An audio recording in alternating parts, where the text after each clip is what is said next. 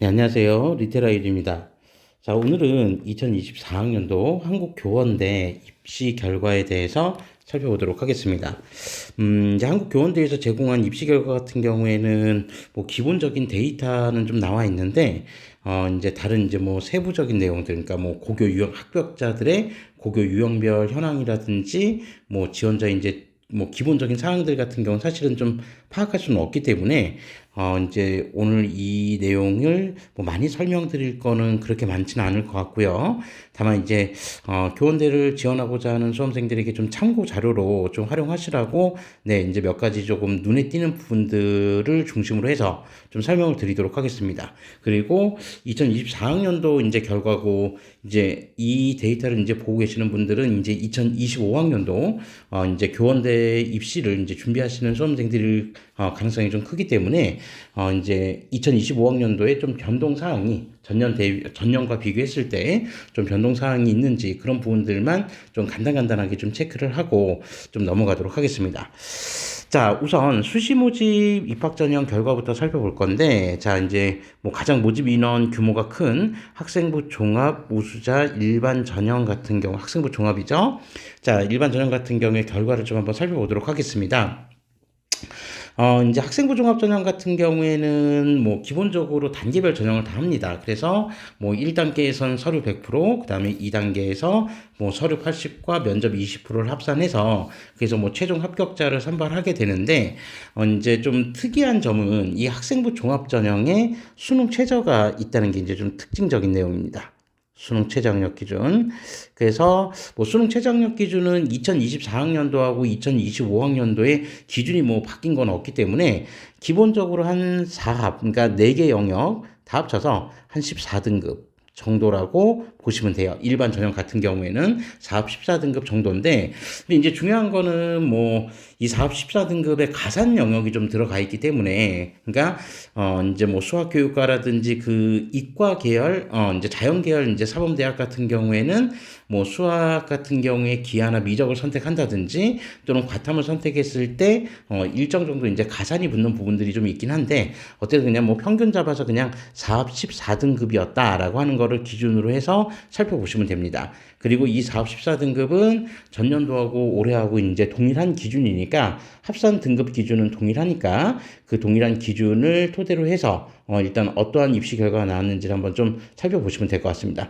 중요한 점은 학생부 종합전형 자체가 이제 그 정성평가 영역이기 때문에 여기에서는 이제 우리가 그 교과 등급 정도를 일단 이제 지원을 하는 데 있어서 기준 자료로 살펴보긴 하겠지만 이 내용이 뭐 절대적인 건 아니다라고 하는 부분들도 좀 감안해 주셔야 될 것 같습니다. 그러니까 교육과 관련된 학과들, 그러니까 사범대든 아니면 이제 뭐 초등교육과든 이런 학과들은 기본적으로 정성평가 영역에서 교직과 관련된 적성이나 인성들을 상대적으로 좀 중요하게 평가를 하고 있기 때문에 생기부에 그런 내용들이 반영이 되어 있는지의 여부를 굉장히 중요시하게 생각을 합니다. 그러니까 그런 부분들이 어느 정도 전제가 되었을 때 지금 여기 입시 결과에 나와 있는 학생부 교과 등급들이 조금 이제 중요한 기준선은 될 수 있다. 요렇게 이제 좀 파악을 하시면 될 것 같습니다. 자, 그러면 이제 내용을 한번 좀 살펴보면요. 뭐, 우리나라에 설치되어 있는, 개설되어 있는 모든 사범대학교 학과들은 다 있다라고 보시면 됩니다. 자, 이제 대신 우리가 좀 눈여겨서 볼 만한 자료들만 몇 가지 좀 체크를 해보면, 일단 유아교육과 같은 경우는 일단 전년도하고 비교를 했을 때 좀 변화가 좀 있습니다. 그래서 뭐 이 변화가 올해도 이제 지속이 될지 어떨지는 잘은 모르겠지만, 지금 유아교육과 같은 경우에 2024학년도, 이제 1단계 합격자들의 학생부 교과 등급을 한번 보면, 그러니까 1단계라는 거는 서류 100%를 기준으로 했을 때 뭐 통과한 학생들을 얘기하겠죠. 그래서 이제 그 2024학년도에 평균치가 한 3.2등급이었다. 그리고 최저가 한 5.48까지 갔었는데 이 부분은 이제 전년도에 비해서는 조금 많이 낮아진 겁니다. 그래서 전년도 같은 경우에 유아교육과의 1단계 합격자들 평균 등급이 한 2.6 정도 됐었고요.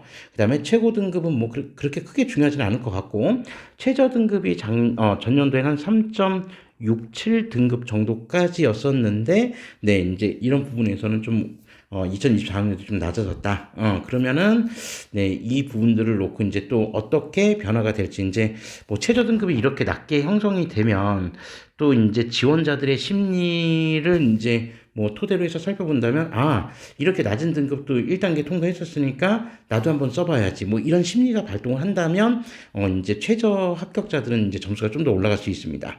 자, 그리고 또 하나, 학생부 종합전형이라는 특징을 감안했을 때, 이 5.48 등급이라고 하는 친구가 뭐 1단계에서 통과했다고 치더라도, 여기에서 이 5.48이 액면가 그대로 5.48인지 아니면 생기부까지 다 들여다 봤을 때 정성평가의 영역을 감안했을 때 5.48을 충분히 커버할 수 있을 정도의 내용이었는지는 그건 이제 조금 지켜봐야겠죠. 근데 뭐 우리가 최초 합격자에 대한 부분을 놓고 보면 결론적으로 5.48 등급의 학생이 합격을 하지 못했던 걸로 여기 이제 나와 있죠. 그래서 뭐 이제 평균 등급이 2.69, 그다음에 최저 등급이 3.98이었는데 뭐 실제로 이 등급 자체도 전년도에 비하면은 많이 낮아진 건 맞습니다. 그래서 전년도 같은 경우는 한 2.41 정도가 평균이었고 최저가 2.79 등급이었는데 2.79 거기에 비하면은 상대적으로 좀 낮아졌고요. 자, 그리고 학과하고 상관없이 지금 면접 관련된 부분에서 면접 20점 만점에서 거의 대부분의 학과들이 면접 점수는 상대적으로 뭐 한 17에서 18점 이상 정도는 나왔습니다. 그죠? 17에서 18점 정도 나왔었는데 이제 뭐 좀 특이하게 여기서 지금 나와 있는 것 중에는 이제 면접 평균이 좀 낮은 학과가 지금 여기 중국어 같은 경우는 지금 한 15.65점으로 이제 평균치보다는 조금 낮은 형태가 나타났습니다. 뭐 중국어과는 사실 이전 연도, 그러니까 2023학년도에도 면접 평균점이 한 14.21 정도 나왔었으니까 거기에 비하면은 어쨌든 다른 학과들에 비해서는 좀 상대적으로 좀 낮게 나왔다. 그거는 이전 연도에도 그랬었다라고 하는 부분들을 좀 참고해 보시면 될 것 같습니다. 자, 어쨌든 유아교육과 관련된 내용 이제 끝까지 한번 좀 더 이제 끌고 가보면, 자, 최종 등록자 같은 경우에 결론적으로 이제 학생부 평균 등급은 2.73, 그리고 최고점은 내신 성적이 1.99, 최저점은 3.52 정도라고 이제 나와 있습니다. 이 부분도 전반적으로 2023학년도에 비하면은 조금 하락은 했고요. 자, 그 다음에 조금 놀라운 거는 면접 관련된 부분에서 평균점이 13.87이었다. 그러니까 최저점이 지금 8.50인 수험생들도 있었다는 건데, 8.50이면 면접을 정말 네 개 문항 정도를 물어본다고 했을 때, 2개 정도는 2개 이상은 못 맞췄다는 얘기인데, 그럼에도 불구하고 합격할 수 있었다는 거는, 기본적으로 이제 서류나 내신 성적이 이제 상대적으로 좀 좋았다. 요렇게 해석을 해볼 수도 있을 것 같습니다. 유아교육관 그런 정도에서 조금 한번 참고 자료를 보시면 될 것 같고요. 자, 그리고 이제 초등교육과. 이제 교대랑 어쨌든 이제 겹치는 학과이기 때문에 제가 이제 최근에 교대 관련된 입결들을 지금 계속 조금씩 올리고 있었는데, 교대하고 관련된 이슈는 어쨌든 한국교원대도 좀 같이 맞물려서 한번 생각해 보셔야 된다라고 하는 부분을 좀 이제 참고해서 보시면 될 것 같습니다. 자, 그래서 교대 지원 초등교육과 같은 경우에는 1단계 합격자들의 평균이 1.63, 전년도에 비하면 사실 많이 떨어졌어요. 전년도에 1.36. 뭐 교대 입결 자체가 지금 떨어진다고 해도 한국교원대 초등교육과는 그래도 상대적으로 조금 점수가 좀 높았었는데, 그런 부분에서는 조금 점수가 좀 하락한 부분이 분명히 있고요. 그 다음에 최초 합격자 같은 경우에 1.4인데 평균이 전년도에는 한 1.26. 그 다음에 최종 등록자 같은 경우에 지금 1.54 등급이 나와 있는데 전년도 같은 경우는 1.37이었습니다. 그러니까 이거는 뭐 내신 등급이 낮아졌으니까 뭐 실제로 생기부가 더 좋아서 내신 등급이 낮아졌다라고 판단하기에는 그거는 이제 교대의 지금 현재 지원 경향과 비교했을 때는 좀 잘 맞지 않는 부분이 있는 것 같습니다. 그래서 교대에 대한 어떤 선호도가 이전보다는 이제 조금씩 이제 하락하는 추세였었기 때문에 그런 부분들이 또 일정 정도 반영이 된 거 아닌가. 그런 생각을 좀 조심스럽게 한번 해볼 수 있습니다. 물론 이제 2025학년도 교원대 초등교육과가 이거보다 점수가 더 높아질지 낮아질지는 뭐 잘은 모르지만 어쨌든 지금 추이나 흐름은 그렇다라고 하는 거를 뭐 참고 삼아 좀 기억해 두시면 되겠습니다. 자, 그리고 이제 나머지 학과들 같은 경우는 이제 중등 이제 사범교육, 중등 이제 그 교육과 관련된 사범대학이라고 이제 보시면 되는데 대부분의 학과가. 자, 근데 이제 뭐 사범대학의 특성상 아무래도 이제 나중에 중등 임용고사를 봐야 되는데 임용 TO가 상대적으로 조금 많은 학과들이, 그러니까 그 과목들이 그 중등 임용 TO가 많은 과목과 연계되어 있는 학과들이 아무래도 선호도가 좀 높을 수밖에 없습니다. 그러니까 예를 들어서 인문 같은 경우는 국어나 영어, 그 다음에 뭐 자연 같은 경우는 수학이나 요즘에 이제 뭐 이공계열 지원하는 학생들이 많아졌기 때문에 과학과 관련된 교육과들도 상대적으로 선호도가 좀 많이 높고요. 이런 부분은 실제로 입결이나 경쟁률에도 고스란히 반영되는 경우들이 좀 많습니다. 자, 그래서 그런 부분들을 좀 참고해서 한번 보시면 대체적으로 선호도가 높은 학과들의 입결 자체는 그렇게 전년도하고 비교했을 때 아주 큰 변화가 있지는 않았습니다. 그래서 뭐 여기는 이제 최종 등록자들만 한번 살펴보면 국어 같은 경우가 2.13 평균치가 그다음에 영어 교육과 같은 경우가 지금 한 2.29 정도였었는데 요 부분은 전년도하고 비교했을 때 별반 큰 차이가 없었습니다. 그리고 수학교육과 같은 경우에도 지금 2.13, 수학교육과 같은 경우에는 전년도에 한 1.95 정도였는데 역시 큰 편차는 없었고요. 그 다음에 물리교육과 2.81, 그 다음에 화학교육과 2.17, 생물 2.25, 지구과학 2.48 이렇게 이제 형성이 되면서 요 학과들 같은 경우는 전년도하고 큰 편차가 별로 없었다. 네, 그렇게 보시면 될 것 같습니다. 물론 이제 이거는 액면가 그대로 다 믿으시면 안 되고 여기에는 이제 서류에 대한 정성평가 영역 반영 비중이 있다. 그리고 수능 최저에 대한 기준이 있다. 그리고 전년도 같은 경우는 수능이 대단히 어려웠던 불수능이었기 때문에 그런 여파들도 일정 정도 감안을 하셔야 된다라고 하는 부분을 좀 말씀드릴 수 있을 것 같습니다. 네, 그렇게 해서 이제 본인이 지원하고자 하는 학과와 연관되어 있는 학과들의 점수들만 좀 보시면 되고, 그리고 이제 좀 이색적이라고 할 것까지는 없는데, 여기 지금 초등교육과고요. 그 다음에 불어교육과 같은 경우는 수능 최저가 없습니다. 이 두 개 학과 같은 경우는. 네.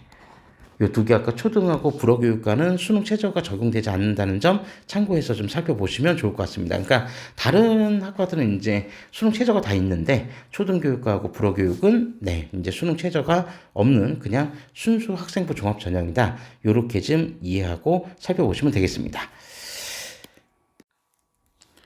자, 다음으로 이제 수시 모집 입학 전형 이제 특별 전형에 관련된 입학 결과에 대해서 좀 살펴보도록 하겠습니다.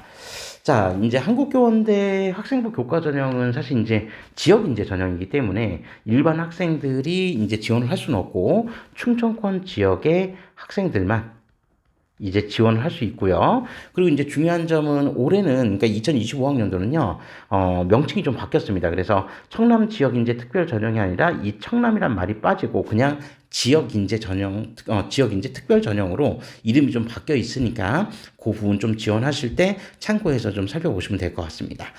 자, 그리고 이제 학생부 교과 전형 같은 경우는 어쨌든 충청권 지역 학생들을 대상으로 하긴 하는데 수능 최저 학력 기준이 또 학생부 종합 전형하고는 좀 달라요. 그래서 여기 같은 경우는 4합 10등급이다. 라고 하는 부분을 좀 기억해 주시면 될 것 같고. 자, 그 다음에 이제 다른 학생부 종합, 이제 특별 전형들 같은 경우를 살펴보면, 국가보훈 대상자 전형과 그 다음에 장애인 등 대상자 전형 같은 경우는 수능 최저가 있습니다. 그래서 여기는 이제 이 두 개 전형, 요 전형하고 여기 두 개 전형은, 네, 4합 등급합 20 등급. 네, 요 정도 이제 수능 최저 기준이고, 그 다음에 농어촌 학생과 기초수급 및 차상위 계층 전형은 수능 최저가 없다. 네, 요렇게 이제 또 살펴보시면 되겠습니다. 조금 복잡하긴 한데, 네, 어차피 이제 지원 자격을 갖추고 있는 학생들은 자신의 지원 자격에 맞는 그런 특별 전형을 선택할 수 있기 때문에, 뭐, 일반인들이 보기엔 좀 복잡할 수 있지만, 해당되는 본인들은, 그렇게 복잡하지 않고 그냥 살펴볼 수 있겠죠. 네, 그런 부분들을 좀 감안해서 내용을 좀 살펴보시면 되고, 자, 그리고 이제 그 학생부 교과 전형 같은 경우는 이제 뭐 기본적으로 뽑는 인원이 모집 인원이 많지는 않습니다. 자, 모집 인원이 많지 않기 때문에 사실 이제 그렇게 많이 이제 뭐 학생들이 여기에 이제 그 지원을 할 때 좀 조심스럽게 좀 지원하는 경향들이 있죠. 그래서 뭐 경쟁률이 두 자릿수가 나온다고 해도 사실 이제 모집 인원이 너무 없어서 지원 인원이 아주 많은 건 아닌데, 네, 이제 모집 인원이 워낙 적다 보니 아무래도 이제 뭐 지원 인원이 10명만 넘어가도 경쟁률이 10대 1을 넘어가는 그런 형태가 이제 나타납니다. 그래서 여기 이제 뭐 경쟁률과 관련된 부분은 사실 이제 좀 눈치 싸움의 영역이 아닌가, 네, 그렇게 좀 생각을 하고요. 그다음에 이제 좀 우리가 눈여겨서 봐야 될 부분들은 뭐 지원자들의 교과 평균 같은 경우는 모집 인원이 너무 적기 때문에 사실 액면가 그대로 지금 교과 평균을 다 믿고 지원하시기에는 네, 조금 무리가 좀 있을 수도 있습니다. 그러니까 어떤 경우에는 여기 지금 나와 있는 교과 평균보다도 뭐 더 낮을 수도 있고 높을 수도 있기 때문에 그건 이제 좀 별도의 영역이라고 좀 보면 될 것 같고, 그다음에 전년도와 같이 이렇게 불수능이었을 때 수능 최저학력 기준을 충족한 인원이 몇 명이었을까, 이런 부분들을 좀 살펴보는 것도 좀 의미 있는 뭐 그런 어떤 데이터라고 좀 보시면 되겠습니다. 그래서 유아교육과 같은 경우는 4명이 지원을 했는데 실제로 수능 최저 충족 인원이 한 명도 없었다는 거. 네, 그런 부분이었고, 윤리교육과 같은 경우에도 11명이 지원했었는데 최저를 충족한 인원이 단 한 명도 없었고, 그다음에 물리교육과 같은 경우에도 4명이 지원을 했었지만 최저 충족한 인원이 한 명도 없었습니다. 그러니까 뭐 2023학년도에도 그럼 이랬냐? 사실 2023학년도 같은 경우에도 수능 최저를 충족하지 못했던 그런 전형들이 학과들이 있긴 있었습니다. 당시에는 이제 뭐 일반 사회교육이나 화학이나 생물교육과 같은 경우에서 또 최저를 충족하지 못했던 인원들이 있었는데, 어쨌든 뭐 그런 부분들. 다만 이제 여기서 수능 최저를 충족한 인원은 네, 결론적으로 한 명씩 나왔던 이런 이런 학과들 같은 경우는 내신 여부하고 상관없이 최저를 충족했기 때문에 합격할 수 있었다. 이런 부분들도 좀 이색적인 자료니까 네, 한번 참고해서 보시면은 좋을 것 같습니다. 자, 그리고 이제 특별 전형 같은 경우에는 수능 최저가 있는 전형과 없는 전형이 좀 있었기 때문에 그런 부분들은 그냥 한번 좀 살피어서 내용을 한번 보시면 되고, 워낙 모집 인원이 많지는 않았기 때문에 이 전형들을 그냥 액면가 그대로 내신 등급을 좀 이해하시는 거는 그렇게 적합한 내용은 아니다. 네, 이렇게 말씀드릴 수 있을 것 같습니다. 그나마 이제 조금 모집 인원 규모가 큰 농어촌 학생 전형들 같은 경우에 초등교육과가 뭐 7명 모집이었고, 뭐 최종 경쟁률이 5.43대 1이었지만 뭐 이제 1단계 합격자들 교과 평균이 1.64였으니까 이런 부분들은 참고해서 좀 지원을 하는 데 있어서 참고 자료를 좀 활용하셔야 된다. 물론 이제 전년도 같은 경우에도 한 1.46 등급 정도 됐었거든요. 그러니까 농어촌 전형 같은 경우는 여전히 초등교육과의 그 지원자들의 입학 성적은 내신 성적은 상대적으로 좀 높은 편이다. 이런 부분들을 좀 감안해서 지원 전략을 좀 수립하시는 게 필요할 것 같다. 이렇게 말씀드릴 수 있을 것 같습니다. 자, 그리고 수능 최저학력 기준은 2024학년도하고 2025학년도 모두 동일하니까 네, 그 부분들은 이제 전년도 자료를 기준으로 해서 참고하셔도 좋을 것 같습니다. 자, 바로 이어서 정시 전형 관련된 입학 결과를 살펴보도록 하겠습니다. 자, 이제 정시 모집 입학 전형 결과를 살펴보면 우선 이제 2024학년도 자료를 보기 앞서서 2025학년도 정시 전형에서는 그럼 무슨 변화가 있냐? 실제로 이제 뭐 정시 전형 같은 경우는 수능 위주 전형, 즉 수능을 중심으로 해서 이제 판가름이 나기 때문에 사실 이제 그 수능 응시 영역에서 좀 변화가 생기면 입결에도 좀 변화가 생길 수 있다라는 거를 좀 참고하셔야겠죠. 자, 그래서 2025년 정시 같은 경우에는 뭐 일부 변화가 있긴 한데 그거는 이제 뭐 주로 자연 쪽에만 주로 변화가 있었습니다. 그래서 예를 들어서 수학교육과 같은 경우에는 기존까지는 기하나 미적만 선택을 했어야 되는데 수학교육과 같은 경우에 이제 확통을 선택할 수 있게 되었다는 거. 그러니까 확통 선택이 가능해졌다는 게 좀 특징적인 내용이고요. 자, 그 다음에 이제 물리교육, 화학교육, 그 다음에 생명교육, 지구과학 교육 같은 경우에는 탐구 영역에서 반드시 과탐 2과목만 응시했었어야 되는데 2025학년도에는 과탐 2과목을 응시하는 거는 뭐 기존과 동일하고요. 이거를 하든지 아니면은 과탐 1과목에 사탐 1과목을 선택할 수 있게 조합을 좀 허용을 해줬습니다. 물론 사탐 두 과목만 응시해서는 안 되는데 과탐 1과 사탐 1을 선택할 수 있게 만들어 주었다. 물론 이제 이런 식으로 하면서 또 가산점의 영역을 일부 이제 좀 펼쳐놓긴 했는데 어쨌든 이제 선택 부분에서는 이러한 측면들의 좀 변화가 있다라고 하는 것도 좀 살펴보시면 되겠습니다. 그래서 뭐 최종적으로 교원대를 타겟팅을 한 게 아니라 이제 뭐 다른 종합대학을 이제 타겟팅을 해서 과탐과 사탐 한 과목을 선택한 학생들이 뭐 이전 연도 같은 경우에는 점수가 잘 나온다고 해도 뭐 물리교육이나 화학이나 생명이나 지구과학 교육을 쓸 수는 없었는데 이제 2025학년도에는 이 부분들이 일정 정도 가능해졌다라고 하는 것도 좀 참고해서 살펴보시면 좋을 것 같습니다. 자, 그리고 이제 정시전형 같은 경우는 이제 앞서 말씀드린 대로 이제 그 중등 임용고사에서 이제 TO가 많은 과목들, 그런 이제 인기 과목들을 중심으로 해서 이제 입결이 이제 대체적으로 펼쳐지게 되는데 실제로 보시면은 이제 아시겠지만 뭐 이공계열 같은 경우를 한번 살펴봤을 때 수학교육과 같은 경우가 지금 100분위가 평균치가 95.65로 대단히 높게 형성이 되어 있습니다. 대단히 높게 형성되어 있고요. 이건 이제 그 이전 연도 같은 경우에도 대략 한 95.28 정도 나왔는데 거의 평균치하고 비슷하게 형성이 되었다. 그리고 물리, 화학, 생물, 지구과학 교육과들도 지금 100분위가 모두 다 90이 넘을 정도로 네, 상당히 이제 높은 100분위를 그 이제 그 입학 결과를 이제 좀 보여주었다. 그러니까 전년도가 이제 2024학년도에 수능이 대단히 어려웠다는 점을 감안하더라도 사실 이제 이 입결 데이터들은 상대적으로 좀 높게 나왔다. 네, 요렇게 보시면 되겠습니다. 자, 그리고 이제 그 인문 쪽 같은 경우에는 아무래도 이제 국어나 영어 같은 경우에 이제 입학 성적들이 조금 높게 형성이 돼 있는 편이고요. 그러니까 거의 90 가까이 네, 이제 형성이 돼 있고 교육학 같은 경우에는 뭐 이제 뽑는 인원이 2명이다 보니 어쨌든 이제 그 수능 최고점과 최저점을 공개하진 않았었어요. 근데 이제 이전 연도, 그러니까 2023학년도 같은 경우에는 이제 5명 이제 모집을 해서 당시에는 이제 수능 최고점과 최저점을 공개를 했었는데 당시 공개된 이제 최종 등록자들 성적만 한번 당시 거 데이터를 한번 보면 최고점이 한 92.30이었고 최저점이 89.84였습니다. 그러니까 2024학년도에 이 데이터가 공개되지 않았다고 해서 그냥 막무가내로 지원하지 마시고 2023학년도 데이터가 이 정도였기 때문에 교육학과 이제 지원하시는 그 수험생들 같은 경우에는 이 정도의 평균치는 일단 고민하시고 지원을 하셔야 된다. 네, 요거를 조금 말씀드릴 수 있을 것 같습니다. 자, 그리고 이제 나머지 같은 경우에 이제 조금 이색적인 자료들 같은 경우만 좀 한번 간단하게 말씀드리면 앞서 이제 말씀드린 것처럼 인문 같은 경우에 국어 교육과고 그다음에 영어 교육과 같은 경우에 이제 그 최저점 좀 한번 보실 필요가 있는데 전년도 같은 경우에 여기 최저점 같은 경우가 한 79.43 2023학년도에 그 다음에 영어 교육과 같은 경우가 67.73점이 최저점이었거든요.